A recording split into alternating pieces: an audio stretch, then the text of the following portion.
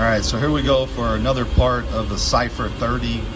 We're actually going to get into some programming now that we've done commission and licensed everything up on our new Cypher 30. I want to show you guys kind of what these look like. Here is the Cypher 30, I guess you would call it like the head unit.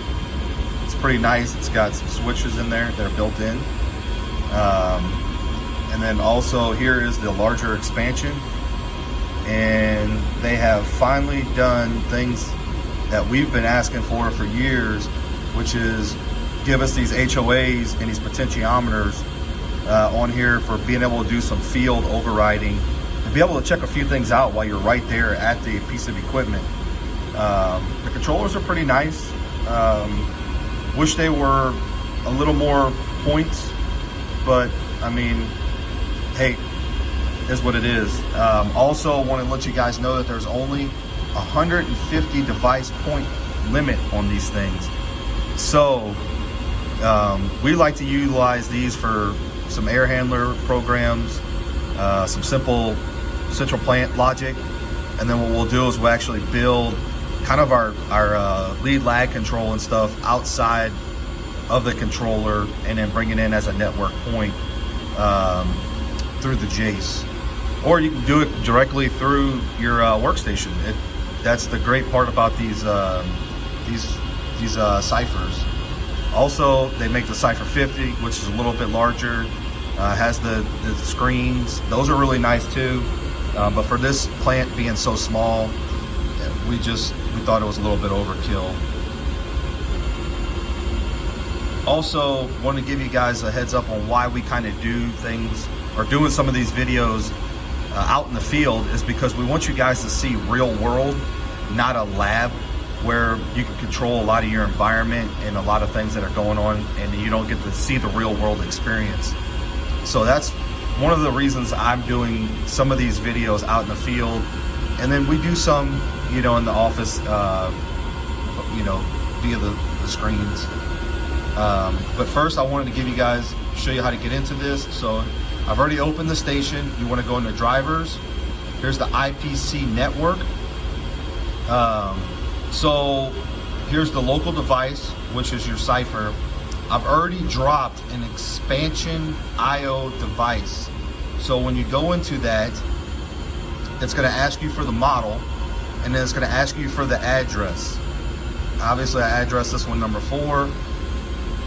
And I've already verified that everything's good to go. I just got to go in there and clear that alarm. So then you want to go here to points, and you got sequence control program and event control program. So right here, I've already brought in a common chill water supply temp. So like I said, when you bring in points, try and find a naming scheme that everybody on your team will utilize, or one that you'll utilize yourself. So I'm gonna go ahead and I'm gonna bring in the next one, which right here. So we're doing, this is common chill water return temp. So you can also just do CHWRT and then or CCHWRTN. Just everybody's got their own little naming scheme. Basically what I tell everybody is always make sure that you're following it consistently. Makes your life a whole lot easier, especially once you've built the program. You can kind of go from there. But so what these is, we're gonna go here. I already know I'm gonna make this UI number 2. And then I'm gonna do the drop down and I'm gonna do my local device. And then secondly, I want to make this Fahrenheit because we're in Houston.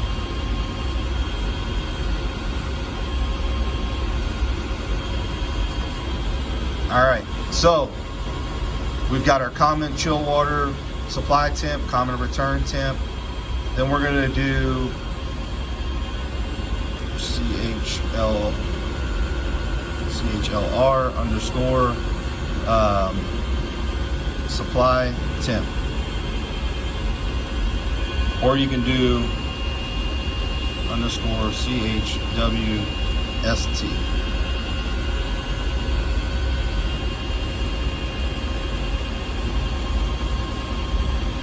I prefer, honestly, doing it this way. So that way I know it's for chiller 1. So with these, you can duplicate, just like if you were doing some like easy IO. But the thing is if you duplicate these before you define them, it'll come in fault because it's going to show the same address and the same device that you're looking at. So what I would suggest is maybe making a couple of these and then going back and redefining them later, and then getting everything set up the way you want. The great part about these controllers is everything is live. So when you drag and drop a point, boom, as soon as you give it its pin, it rocks and rolls and it's ready to go. So it's a really great controller that I'm glad that has finally come out. So I'm going to go here, and instead of supply temp, I'm going to call it chill water return temp, or chiller 1. Like I said, you can come up with your own naming scheme. Everybody's got a different one. This is just one that's worked really well for us, and we haven't had any issues with it.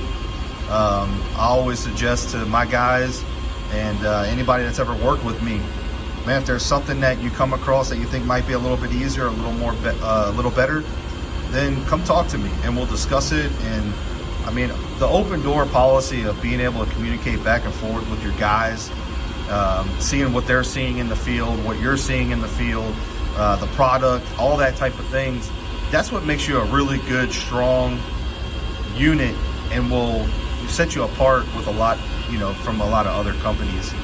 But just wanted to kind of give you guys the first rundown of some points, and then what I'm gonna do is I'm gonna create a few more and I'll come back and we'll post another video. Thank you.